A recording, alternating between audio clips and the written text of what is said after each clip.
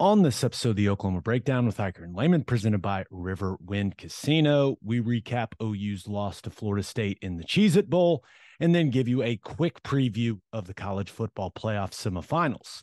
Please download and subscribe to the podcast, rate it 5 stars, and write us a good review. Follow the show on Twitter, Instagram, Facebook, and YouTube. Just search Oklahoma Breakdown on any of those, and you'll find us. All right, our man Michael Hosty will kick this thing off. It's time for the Oklahoma Breakdown. It's a beautiful Friday, December 30th, and you're listening to the Oklahoma Breakdown with Ikard and Lehman, presented by Riverwind Casino. Riverwind is Oklahoma City's premier casino experience, and there are so many reasons why Riverwind is consistently voted OKC's #1 casino, but it all starts with their amazing variety of gaming thrills and excitement.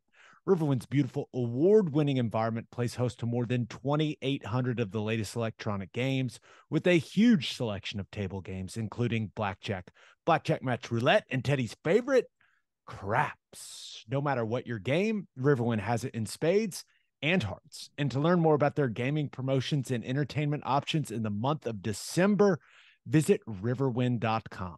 Riverwind Casino, simply the best. Now, recording this right after the Cheez-It Bowl, we are back in the team hotel. Please leave us a 5-star review and a nice comment. And the Sooners almost got it done, Ted, but not quite good enough. A spirited effort. I appreciate the effort. I appreciate how that team represented the university and the program, but ultimately it kind of felt like the season just all summed up in one game. Just a lot of good things, a lot of bad things, and just weren't able to get the win.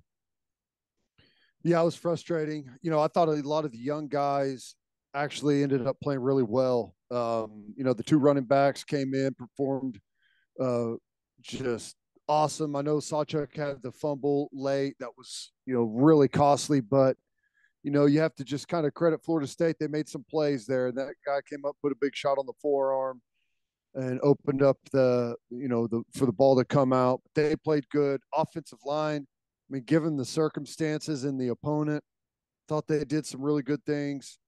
And, I thought defense did some good things at times, but yet again, we find ourselves whenever it's critical and we have to not being able to play complementary football.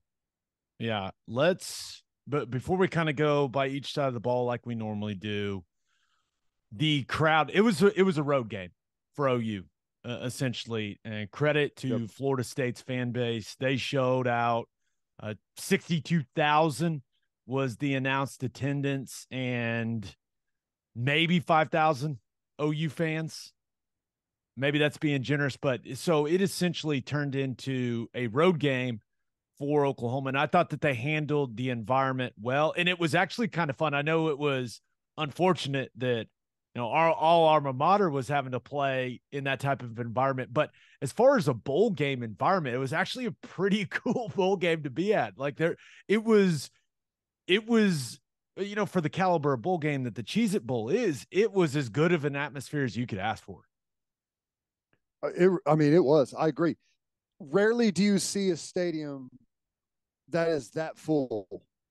It literally a butt in every single seat of that place. It was packed and it was loud and it was, all of the circumstances, thinking about like the tough travel and all of that stuff. And I know Florida State's fans are coming from much closer area, but the fact that you got to play in a bowl game that was totally packed, that's a rarity, especially this year.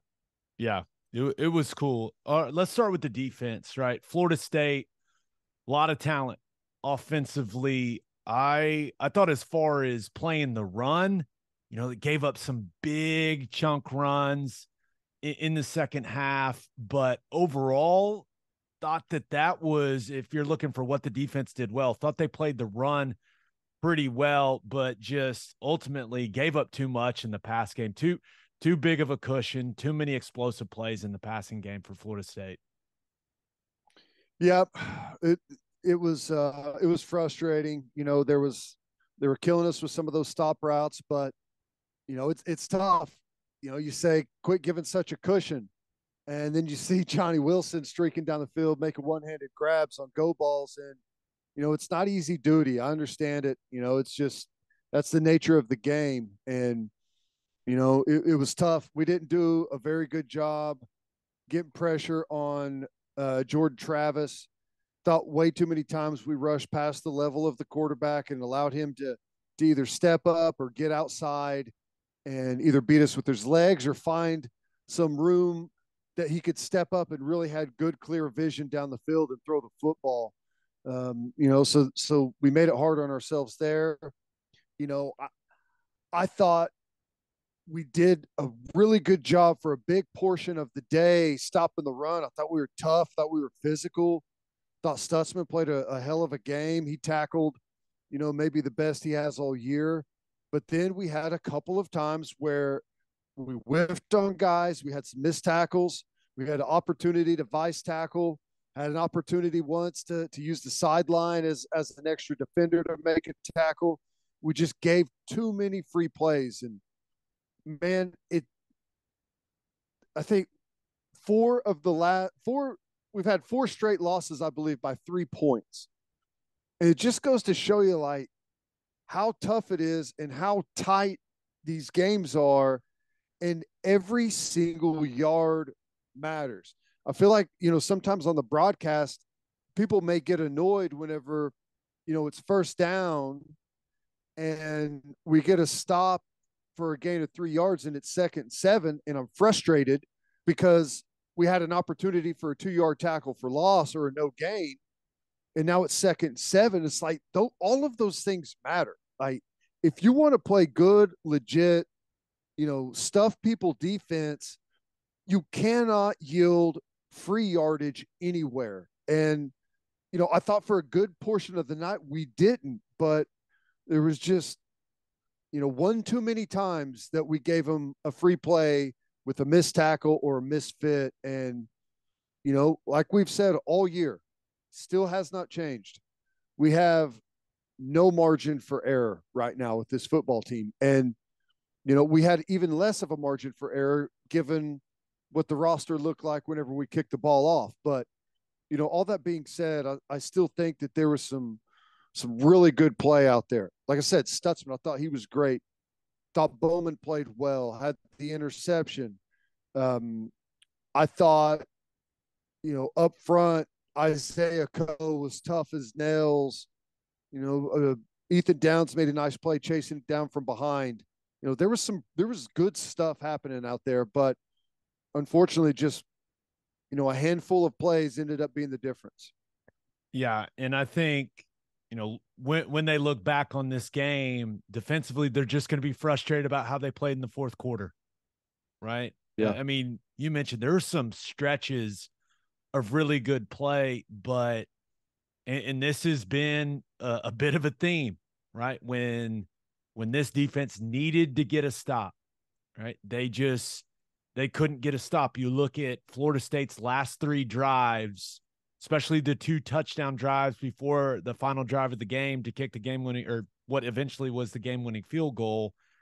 It was just too easy. That's something they're going to look back on and be disappointed. Just 2 drives, just over 2 minutes, just right down the field, very little resistance, and they punched it in when the Sooners needed a stop. And then, when you had to get a stop to prevent them from kicking the field goal, they weren't able to keep them out of field goal range. And just kind of been the theme, man, both sides of the ball, throughout the season. It felt like, when you had to have some things offensively, just didn't get them. And when you had to have some stops defensively, didn't get them. And certainly the fourth quarter of the Cheez-It Bowl, it's exactly what happened.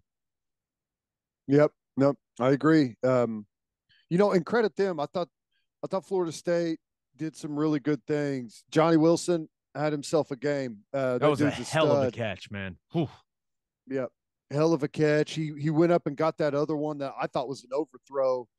He's 6'7". He just leaps up in the air and pulls that sucker down from 10 or 11 feet. Size matters, man. when you have guys of that size and that athleticism, that he was a difference maker for sure.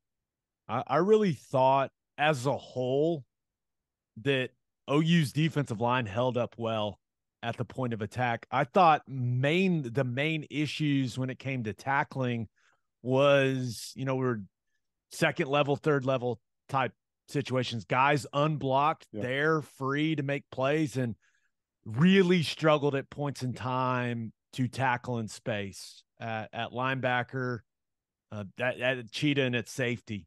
Unfortunately, just too many missed tackles in this one. And that led to some of those explosive plays that were so big in those fourth quarter drives for the Noles. Yeah. Yep. And, that's that, like you said, we could hit repeat on pretty much every game that we've had down the stretch, especially, all the tight ones, stretches of good play, and then stretches of, teams going right through us. And for whatever reason, we still have this PTSD or something that whenever we give up something, that something happens easily, we just fall apart. And I don't know if it's a lack of trust or how you put your finger on that, but it's become apparent that we'll play good tough football, and then as soon as something happens, it's just like, oh my gosh, and it just unravels. But that's going to be the theme moving forward.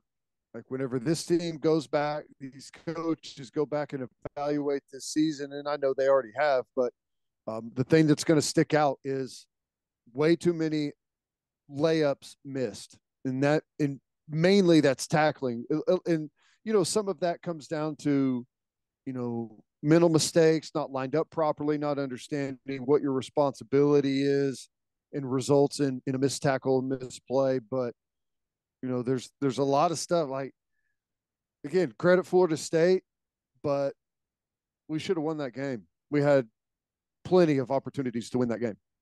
Yeah, that was as we were coming back on the bus, and I was kind of just recapping everything in my head and looking at the stats and looking at the drive recaps. And I get it, and I understand that there's a lot of OU fans that thought that they were going to get their ass kicked, right? And I'm not sure I didn't think that too going to the game. I think we were very clear, like we didn't know what was going to happen, right? It was kind of a mystery, especially with some of the players that the Sooners were going to miss. But like I'm proud of the way that team played. Like as an alum, as part of the radio broadcast, like I thought that they represented OU extremely well. They played their asses off. But you're right, man. They missed opportunities to win that football game.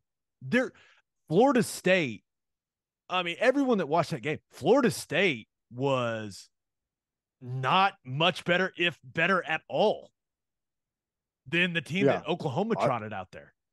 And I look at that first half, and I know we'll talk about the offense, but some serious missed opportunities to create some separation early in that game when the defense got some big time stops on some fourth downs. And, when you're not able to capitalize on those situations offensively, it comes back and bites you. And I thought that was huge in this game, but I'm with you, man. They should have won the game. But how many times have we said that this season? It's like they found a lot of ways to lose. Yep. And it's frustrating. Again, I hate that for those guys that they put a lot into it, and it's just, these are hard lessons. And I said this at the end of the broadcast with Toby. Like, never would I have thought that this was going to be the result of the season, to be 6-7. And never would I have said preseason that it would be okay to go 6-7. And I'm not saying it's okay now, but I do believe that this is going to end up being a positive for this group moving forward and for the program as a whole. I think that, sometimes a harsh reality and exposing some of the things that have been festering is ultimately what you need to weed it out. to strip it all back and correct it. So I know a lot of people are pissed off, and that's good. You need a fan base that's pissed off about it. And I'm not happy about it either. But I do think in the long run, and it's not necessarily even the long run, I think immediately this is going to foster a bunch of change. Players, coaches, administration, all of the above. So I don't think it's a total loss of a season. I agree, right? And hopefully here in the near future, we look at this season going, they had to go through that to get to wherever this program is headed. But dude, I can't take another one of these seasons. They got to fix this stuff, man. They got to fix this stuff, man. We can't do podcasts. We can't do 7 podcasts after they lose games next year. I can't. I'm not built for it. I'm too used to winning, man. I'm spoiled. We need them to fix it this offseason. Please, for the love of God, for the sake of our listeners and for our well-being, please correct the mistakes. This put some years on me. All right. This last 5 months or so has aged this old man for sure. Yeah. All right. You got anything else about the defense? No, I just will say quickly that I saw a lot of growth from a lot of young players. And I do believe, not just because that I think, we're going to be adding some guys through the transfer portal and maybe have a guy or two from the recruiting class that chips in, but a lot of young players on this team made some excellent strides this year. There's not a doubt in my mind that we're going to not just be better next year defensively, but be vastly better. I'm with you. All right, let's talk about the offense. But first, the only place to stop when you're road tripping is Love's Travel Stops. Love's has over 600 locations in 41 states, offering 24-hour access to clean and safe places. Whatever your road trip needs are, Love's has it. Fuel, fresh food, all the snacks and drinks, including, yes, my favorite, Java Amore. That coffee is fantastic. Love's also has you covered if you forget your phone charger or headphones. They've expanded their mobile-to-go zone so you can grab any of that stuff there. Make sure you download the Loves Connect app for exclusive offers from today's most popular brands. The Loves Connect app also includes a route planner and store locator. When you see that red neon heart on the highway, stop in and say hi at Loves Travel Stops. For a full list of what Loves has to offer, visit loves.com. Opolis Clothing is the exclusive home for all of our Oklahoma Breakdown merchandise. If you want to live your life in buttery soft comfort, go to opolisclothing.com. That's OPOLIS clothing.com. Use promo code TED, TED, for 10% off your entire order. You still get a discount on all of the OU and OKC Thunder gear as well. That's opolisclothing.com. Use promo code TED for 10% off. Buttery soft and 10% off. And Bishop McGuinness Catholic High School represents a tradition of educational excellence in Oklahoma City. Grounded in a faith-based education, students prepare to meet their potential with an individualized academic path that strives for success. Bishop McGuinness's, they offer a college prep curriculum that includes 22 AP courses, participation in OSSAA athletics, where they've won over 100 state championships, and numerous clubs and organizations for students to join and grow. If you want to provide the best possible educational and spiritual development for your children, contact Bishop McGuinness Catholic High School or visit bmchs.org. Remember, financial aid is available. Let's get this out of the way. They faked a lot of injuries, and it was bullshit. And it changed the flow of the game. And it's not the officials' fault. They can't do anything about it, but something's got to be done about that shit, man. It was so annoying. And it's like, guys, come on, have some damn pride. Like, how many times did they lay down? Oh my God. Yeah, it's bad. It's now, except for that lineman that shattered his leg on the last drive. Yeah. He was very much hurt. And that was actually a pretty cool moment. All those guys coming out to the cart. That was cool. It was. And listen, we understand that guys are going to get hurt in this game. It happens, right? And I we stop the game. We'll take as much time as we need to whenever a guy's hurt. But and I know everyone does it, but the problem, the reason everyone does it is because everyone does it to them, and it just feeds. It's a race to the bottom to see who can do whatever they have to do in order to try and win a football game. Just get rid of the rule. Like, if a guy comes out of a game because of an injury, he can't come back in at least for that series and maybe even the next series, right?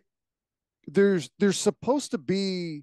Listen, I'm not trying to sit here and act like some super intense tough guy, but there's supposed to be a part of this game that, you stand there toe to toe, and you just don't try one up each other with these stupid little use the rules against each other. I don't know. Yeah. I don't like it. It's stupid. If a coach came to me and told me to lay down on the field and have them blow the whistle and stop the timeout and get me off the field, I'd tell him to go fuck himself. That's just what I would say. I don't lay on the football field. That's not what I do. That's not what this game is about. That's not what the people before me did in this game. It's bullshit. Should be eliminated from the game totally. And the way you eliminate it is when someone asks you to do it, you say no. Get some other chicken shit to do it. That's not how I play football. And now we've said something about that, because I know a lot of OU fans were frustrated with that. So, but let's move on to what we saw from OU's offense. I'll give Dillon Gabriel some credit, man. I thought he played really well. All things considered, that O-line that was, protecting him or not protecting him a lot of the time, I thought he did a really nice job in the passing game. I know, other than the one play where he's moving and just kind of drops the ball, but you end up taking the loss on that, but you get it back. Thought he used his legs well. Thought he played really tough. It was not an ideal set of circumstances for Dillon Gabriel in this football game. I thought the dude battled. I really liked what I saw from him. There's no doubt about it, man. You have to realize what it's like to play quarterback and know that you've got at least 4 dudes from the other team that are really good coming at you, trying to break you in half. And you got 4 new starters out there. You have to trust that group and keep your eyes downfield and go through your reads, go through your progressions, move, manipulate the pocket. That's not easy to do. And I thought he trusted those guys and did some dang good things whenever he was there. And when they gave him time, typically he made it count, and he was able to deliver the ball downfield and complete something. He did a couple of really nice things where, sometimes the timing was a little off. One of them, that deep ball to Mims, whenever he couldn't get it off and it was underthrown, is because of a bad snap. And, that threw the timing off. And, some of those things happened to him out there. But, man, he battled. It was a tough effort from him. All in all, I got no complaints with how Dillon Gabriel played. Yeah, and you look at the running backs, and I know a lot of people are excited, and you should be, about what we saw from Javonte Barnes and Gavin Sawchuk. Those are the two, the first time since 1985 is what Mike Houck told me. First time that 2 freshmen have rushed for 100 yards in the same game at Oklahoma since 1985. And it's frustrating because, I mean, if you would have told Oklahoma staff, hey, you're going to run for 253 yards against Florida State, I'd be like, we win the game. I mean, we win the game. So it was really exciting watching those two guys do their thing. Now, clearly, Sawchuk, the fumble, that's going to stay with him, right? That's going to hurt. To play as well as he did, but to have such a large, impactful mistake in the game, that's unfortunate. But man, I like the combo of them. Barnes is just like punishing people, and then Sawchuk just like speed. And I really was impressed with his vision. He cut some things back where I was like, damn, how do you even see that? It was exciting watching the two young guys tote the rock. Yeah. I agree. And we were laughing on the broadcast because late in that game, those Florida State secondary players were turning it down. They didn't want to have any more of it because of how tough and physical they were running. I thought it was great. Yeah, Gabe, I think that is like the fourth or fifth loss this year where we've run for more yards than the opponent, which is rare. And I think we didn't win it tonight, but which I guess you could say we did win the turnover battle if you want to factor in fourth downs. But we've multiple losses this year, rushing for more yards and winning the turnover battle. That's rare. It's hard to do, but it's kind of the story of the season. Just found all kinds of different ways Yep. to lose football games. Wide receiver wise, I thought Marvin Mims, that was a hell of a play down the sideline. You mentioned the one that would have been, I think it would have been a touchdown early in the game, but just weren't able to connect on that. Farouk had the nice touchdown catch. That was a hell of a ball from DG, drilling it in Yep. there on that one. And then really, other than Drake Stoops catching a couple things, like the passing game, there just wasn't a ton there in the vertical passing game because I don't think Lebby felt very good about the protection holding up and then being able to push it down the field. And I don't blame him, right? I mean, those guys tried their damn best, but there just wasn't, especially in the second half, there just wasn't a ton of consistent pass protection. And they kind of leaned on the running game because it was so effective. So there just wasn't a ton overall from the wide receiver group. No, there wasn't. They ran the ball 60 times and threw it 24, I think is what the total number was there at the end. And yeah, and the some of the protection stuff, and it wasn't necessarily all offensive line. Like our backs were getting they're getting handed to them a couple of times there in protection. They looked like a couple of true freshman running backs trying to pass protect. That's exactly what they looked like, man. Yeah, it's tough duty, man. You go cut that dude in half next time, I guess. But the passing game, they made do with what they had. I thought they schemed some really nice things. They hit on some really nice things, but when it came down to it, it's kind of like what's happened all year. We've been limited for one reason or another, and it feels like Lebby has rarely had a full deck of cards to play with. Yeah. Tight ends, Braden Willis, that play was awesome.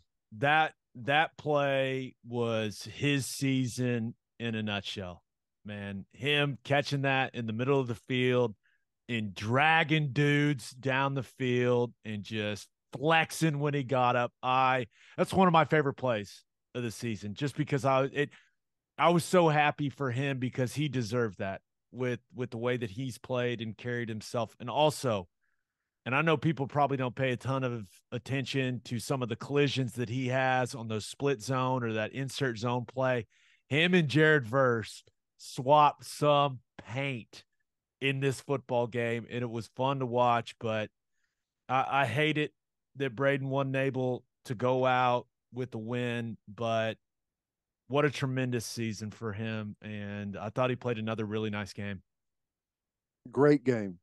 A bunch of tough catches, contested catches, the 2-point conversion, and some blocking, excellent stuff out on the edge, reaching some guys on some of those perimeter plays. You talked about the between the tackle stuff. What a year. Awesome. That dude's going to make a roster somewhere and he's going to turn into a hell of a pro. Yeah. Okay. The offensive line, and really without the ability to go back and watch it as closely as I normally do, just probably address it kind of as the group, right? And listen, these were a bunch of guys that were getting significant snaps for the first time, right? And I felt so awful for Jacob Sexton to have that knee injury early in the game. And I'm not sure if something happened maybe in pregame and it was bugging him and then he went out there. I don't know what that was, but that knee completely gave out on him. And I'm not sure how serious it looked, but I'll just say this. He was walking an awful lot the way that I was walking after I blew my knee out.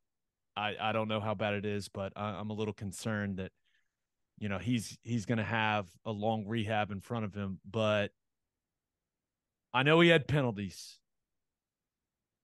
I know he made some mistakes. I know he had a hold that got a touchdown called back. I understand, but I cannot I can't describe how excited I am for the future of Savion Byrd. I mean, you talk about physicality, passion, pushing the boundaries, the limits. Like, he was so fun to watch. Ted, yeah, he made some mistakes. He had some really bad plays mixed in there. But it was fun watching that young guy go out there and play the way that he plays. It wasn't perfect. It wasn't close. But man, he had some moments that had me and you just we were having a ball on the broadcast. It was awesome, man. And, you know, I, I bet he had a lot of fun out there, right? The way that he was playing and cutting it loose, especially early that first half. And sometimes it's just a game like that to get out there, have a little bit of success, to realize I can do it, and it just lights that fuse where a guy wants to really dig into the craft, make sure he understands all of it, and off you go. And hopefully that's the little boost that he needed to start to, really want to get a grasp on the offense mentally, because physically it's clear that dude's got it. Yeah. He's got punch. He's got attitude. He's got more nasty than you would ever want in a player. It's just the mental part of it, and hopefully this is what really motivates him to take that next step. Yeah, I saw him, outside of the locker room after the game. I said, "Hey, man, now you can do it. You have no excuse. Now you can do it. You have no excuse not to be great now. You got none. So figure it out." Because he can be really, really good. Conjal did what Conjal does, man. He played consistent football. Yeah, a snap issue here or there, which has been an unfortunate theme, but I really thought he battled in the interior, right? We talked about how solid we thought Florida State's interior defensive line was, and really not a ton of negative plays in this game. I thought for the most part, Conjal, Byrd, and Matoyer, I really liked the way that Matoyer looked at right guard as well. I thought the interior played nice. It was the tackles that had some issues. Now, I'll say this about Aaron Parks. He's their fifth tackle, right? For a fifth tackle in a college football program, thought he played about as well as you could think he was going to play. I really did, thinking that Sexton was going to be the guy and then getting thrown out there. Thought he held up decently. Guyton as well. He continues to have some flashes of play where you're just like, oh my gosh, this guy can be special. And then, yeah, he got his ass kicked a couple plays. I mean, there's no other way to say it. But overall, all things considered, all the different pieces along the offensive line, was it good enough? No, it wasn't. But I'd be lying to you if I said it wasn't better than I thought it was going to be, man. Especially in the run game. I agree. Yeah, that's you take a group out there with 4 non-starters, and you run the ball for 250 yards against a top 15 defense in the country. That's pretty daggum good. Yeah, there's some stuff that they got to get better, but that's one of the reasons a lot of people thought we were going to go out there and get our asses handed to us. And for big chunks of that football game, they were taking the fight to Florida State's defensive line, like they were winning the battle. So I was proud of those guys, and leaves me excited for the future. I was worried. I was like, man, I don't know what's going to happen next year, losing a bunch of guys, but that makes you feel like we've got some really solid pieces to work with. Yeah. I think that, it's got to get better. They got to develop more depth in that offensive line room. But the way that Savion Byrd looked, the way that Tyler Guyton has looked at times this season, there's some things to be really excited about. And Bill Bedenbaugh is a damn good coach. So we'll see what that looks like moving forward. But there's one thing I think we can all agree upon. Those guys played their asses off and made a lot of mistakes, but you cannot question the effort. I thought they played really, really hard, and it was fun to watch, man. Okay, this is a question. Did I send you the rundown that has the birthday shout outs in it? Yes. Okay, you ready to rock? Let's do it. Happy 4th birthday to Baker Aaron Look. Happy 12th birthday to Jake Buckner. Happy 10th birthday to Teddy Cash Austin. Happy 12th birthday to Bose Lane. Happy 16th birthday to Jackson and Sydney Wakakwa. Happy 18th birthday to Deacon Woody. Happy 21st birthday to Blair Gibson. Happy 25th birthday to Grady Kane. Happy 30th birthday to Jason Brown Jr. Happy 52nd birthday to Mark Alverson. Happy 63rd birthday to Kathy Goodman. Happy birthday to Jonathan Hovey. Happy birthday to Cindy Bianchi. And happy retirement to Gina Howard. So we have a college football podcast. So I think we are obligated by law to talk about the college football playoff semifinals matchup. So we're going to do a quick little preview, and then we're going to go drink some alcohol and eat some food because I don't think we've eaten in like 12 hours. But first, it's football time in Oklahoma, people. There's nothing better to drink at the tailgate than Clubby Seltzers. Clubby Seltzers is an Oklahoma company that's already winning national awards because their product is delicious. It tastes exactly like a club special, but it's a seltzer. They're not just for the tailgate either. They're perfect to drink on the golf course, by the pool, after mowing the lawn, whatever. If you haven't tried Clubby's yet, go grab some. You won't regret it. Clubby's first variety pack is out. They got some new flavors in there. They got a new can. To find a place near you that has Clubby's, visit clubbyseltzers.com. And attention, business owners, you need Insurica in your life. Insurica is one of the country's largest insurance brokers with 30 offices throughout Oklahoma, Texas, and the Southwest. Insurica is able to customize programs by accessing the latest information from many insurance carriers. They compare and contrast coverage offerings and pricing in order to design a cost-effective, comprehensive program to meet your business's specific needs. Insurica's clients become best-in-class businesses by working with Insurica's team of advisors to manage risk. Purchasing insurance is only one way to protect your business. Best-in-class businesses win by avoiding a loss in the first place. If your business partners with Insurica, you'll save huge amounts of money and take back control of your total cost of risk. I'm an Insurica client, and you should be too. If your business wants to be best in class, connect with Insurica at insurica.com. That's INSURICA.com. All right, let's tackle the old Fiesta Bowl first. TCU, Michigan. Michigan's currently a 7.5-point favorite. Ted, you giving the Horned Frogs a chance? What do you think?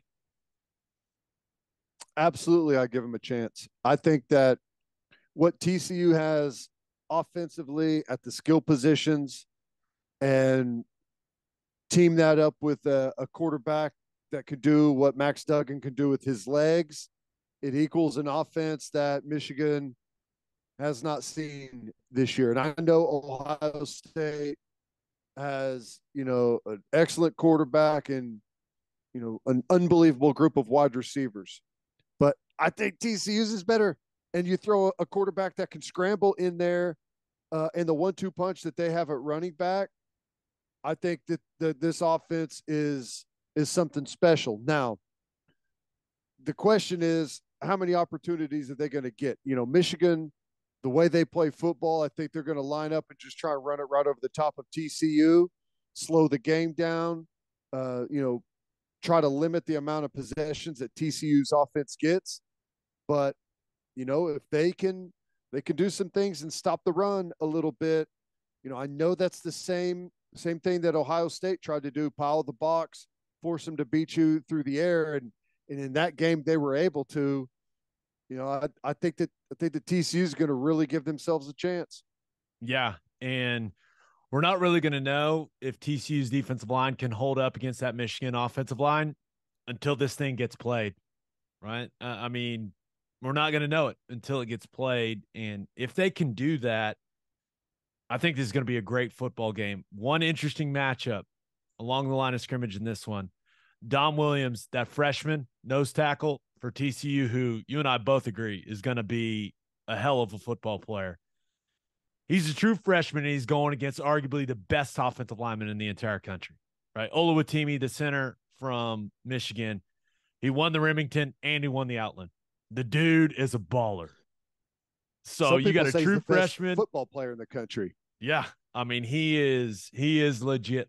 So that's going to be a fun matchup.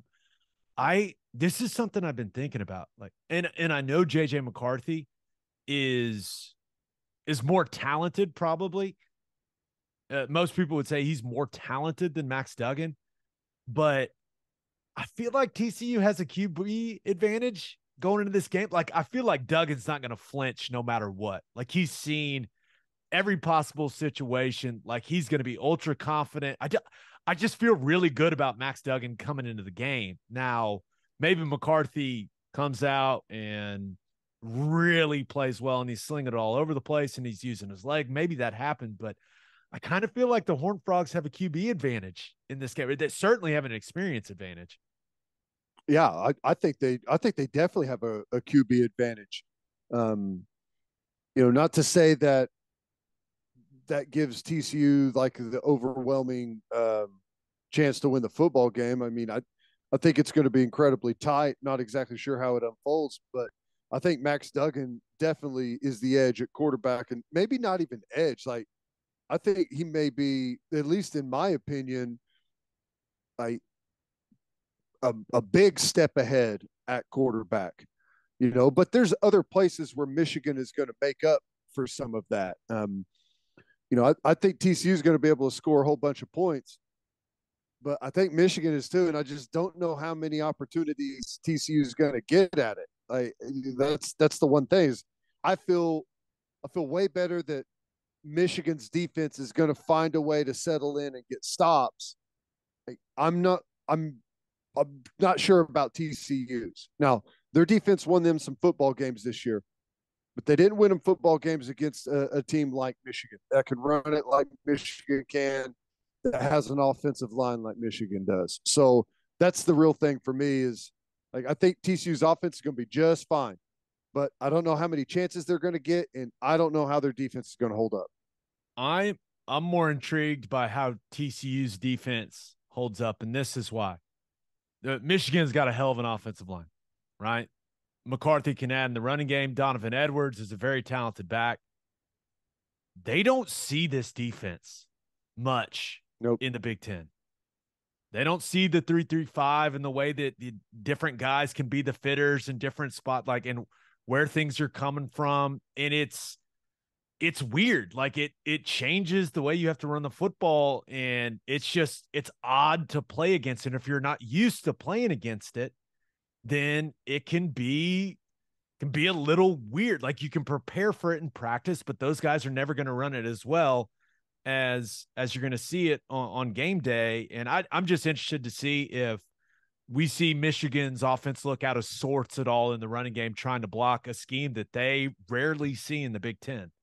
So I don't know. And this is also one interesting thing. Michigan, and credit to them for housing Ohio State in the fourth quarter the way that they have. But Michigan has not felt the pressure of a game that's come down to the last couple drives. And I feel like that's just what TCU, like that has been their entire existence this season. So if it gets into one of those situations where it's tight, like, TCU's going to be comfortable. They've done that a lot. They've come back from behind a lot. Michigan hasn't done that. They just haven't had to. So I don't know. Pressure's a hell of a thing, man. It is. TCU has played in incredibly tight, low-scoring games. They've played in tight, high-scoring games. They've played in overtime games. They've seen the gamut, right? They've seen the entire show. So Yeah, and here's the other thing, man, is sometimes like experience matters. Michigan has been to the playoff. There's a lot that comes with this playoff. It's a circus, right? And I think there's an advantage of having been there before, but sometimes there's an advantage of not having been there before. And it's just your year. And everyone believes that it's your year, and everyone believes that you like great things are going to happen. So I don't know. I think it's by far the better matchup of the two. Yeah. Explosive plays are going to be huge. They were huge for Michigan in that win over Ohio State. They've been huge for TCU offensively all season long with that passing game and with what Kendre Miller has done for them on the ground. But I'm going to pick Michigan to win the game. I will say I don't feel great about it, though. I know that's your line, but I don't. I don't feel great about it. I in these matchups I tend to lean on the team that I think has the better offensive line, and that's Michigan. So I'm gonna pick the Wolverines to win it, but I think it's gonna be a good game, man. Yeah. I think I'm going to take TCU to win at 41-38. Ooh, throwing out a score and everything. I love it. Look at you. TCU's better than a lot of people realize. I'm hoping I really hope they play well. I really hope it's a great game. That'd be great for TCU, good for the Big 12 conference and all that stuff. So I just want to be entertained ultimately. All right, I'm kind of the same. let's talk a little Peach Bowl. But first, First Fidelity Bank is a full service financial institution based in Oklahoma with tailored solutions for all your personal and business needs, checking accounts, saving accounts, home loans, and much more. They do it all, whether it's online banking from your computer or mobile banking from your phone. Everything is stress free with FFB. Making mobile deposits, paying bills online, and moving money to different accounts could not be easier. First Fidelity Bank provides free ATMs worldwide, making banking convenient wherever you are. They also give back to the community. FFB donates a total more than $500,000 to local charities and educational foundations. Make your life easier and go bank with First Fidelity Bank. Visit ffb.com for more information. and if you are a whiskey or bourbon drinker, stop what you're doing, head to your favorite liquor store and buy some Balcones products. You got to grab some of Balcones Lineage single malt whiskey. It was voted one of the top 20 whiskeys in the world by Whiskey Advocate, and you'll be shocked by how affordable it is. Also, you got to snag some of Balcones Baby Blue Corn whiskey. It's made for blue corn. That's the fancy corn. And that is why it has won more than 25 awards. Last but certainly not least, you got to grab some of Balcones Pot Still Bourbon. Its big flavors make it the perfect bourbon to drink year round. Remember, Balcones Single Malt won the Best in Glass competition back in 2012, beating brands like Johnny Walker and Macallan. This stuff is the real deal, people. If you love great whiskey and bourbon at a great price, the Balcones products are the only way to go. The whiskey may be made in Texas, but the owners are from Oklahoma. To find a liquor store that has it, visit balconesdistilling.com. Peach Bowl, Ohio State, Georgia. Georgia is currently a 6.5-point favorite. I just feel like Georgia's a more talented, more physical version of Michigan, right? I know Ohio State's got a ton of talent, but Ted, I'm just going to have to see them hold up at the line of scrimmage on both sides of the ball before I believe it. I question the mentality in that program. I question their confidence after what Michigan was able to do to them on their own field in that fourth quarter. I know that they have nothing to lose. I understand that. I just think Georgia's better than them, man. I think they're more physical, more talented, man for man. So give me the dogs. You can talk me out of it if you got something, but I feel like we're on the same page here. I'm not even going to try and talk you out of it. I'm taking Georgia. I think all the things you said, I agree with. Ohio State, they got it handed to them in their last football game against Michigan in their own stadium. Shut up, 100,000 people there watching it, and I just don't believe that they're a very confident team going in to play against a team like Georgia, who, I mean, you said it's just like this is just like a better version of Michigan, and I agree with that. And it's not like Ohio State doesn't know that too. So, like, I do question the confidence of the team, and they're going to show up, they're going to do their thing, and it's going to look like they're super confident. But I think deep down, there's some questions going on there, focused on themselves right now. And this is going to sound stupid coming out, but I believe it. Like coming into this game, one team's got a quarterback that's going to be a top 5, top 10 pick. And one team has a guy that's going to be, maybe a 6th or 7th round pick. I feel better about Stetson Bennett at a quarterback coming into this game. I just think that dude is playing with an incredible amount of confidence. He knows exactly what he's supposed to do in that offense. He can use his legs. He's way more mobile than people realize. And he's been there, man. Like I feel like he sees it clearly. He's feeling great about everything. Like I would too if I had that much talent around me. But I feel better about Stetson Bennett than I do about CJ Stroud in this game. But there's no doubt Ohio State's got a ton of talent, man, especially offensively. There's no doubt. But I just think Ohio State's going to struggle to get that run game going much. I know Mayan Williams, I like him as a back, but I just think Georgia's defensive line is going to control things against Ohio State's offensive line. And Stetson, man, our boy Stetson, look how far he's come.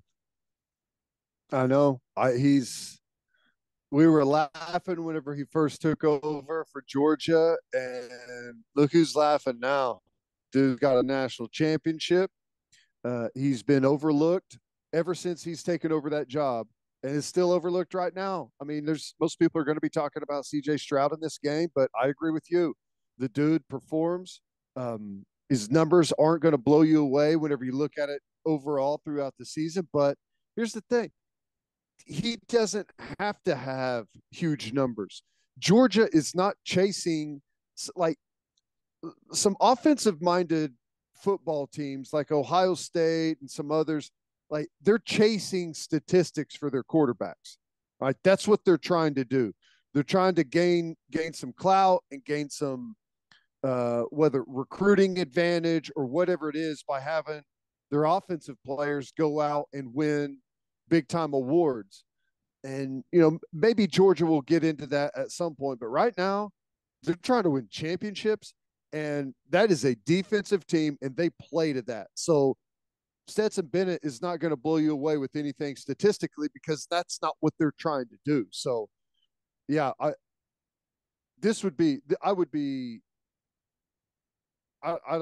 Georgia has to play a bad game and turn the football over a bunch for them to lose it, in my opinion. Yeah. I think Ohio State's wide receivers, like they got to make a bunch of big plays, and they got the talent to do it. Yeah, they can do it, but they got to make some big plays. I don't think Georgia is going to come in with the same strategy we saw from Michigan. We'll see. But one other thing, that crowd in Atlanta, it's going to be like what the Sooners just went through here at the Cheez-It Bowl. That thing is going to be pro dogs. So I'm sure they'll have the silent count ready. But yeah, I like Georgia. I think I like Georgia big too. Like I think they just may punch them right in the face. If Georgia, let's say they score a couple of early touchdowns and Ohio State's a little out of sync on offense and maybe Georgia goes up 14-0, look out, buddy. Look out for something like an avalanche of points and turnovers and all kinds of things to kind of pour in on Ohio State. But they've got a really talented team. They've got some good coaches. They'll have a chance, but I don't know. Everything's gonna have to go perfect for them. Yep, I'm with you. All right, there's our obligated by law college football playoff preview. People, I'm not gonna lie. A new episode's coming soon. I'm not entirely sure when. We're gonna go drink a lot of beverages and hopefully find some food. We love you guys. Thank you for listening all season. We'll keep it rolling. There's no off season, baby. So we'll keep it rolling. It was fun though on this trip. So many of the players' parents listened to the podcast. I had no idea. It's kind of scary. Yeah. Kind of, a little bit. Yeah. Gotta be careful. I had one dad come out. He's like, dude, you are way bigger than you look on YouTube. I was like, thank you. I think. Yeah, but all kinds of the players' parents saying how much they enjoy it. It's great. But I wish they would have won. Damn it. I'm tired of I them know. losing. But the new episode comes when it comes, people. It'll be sometime during the week. I don't know. Until next time, we appreciate y'all for listening. Do what you always do, Oklahoma. Take care of each other.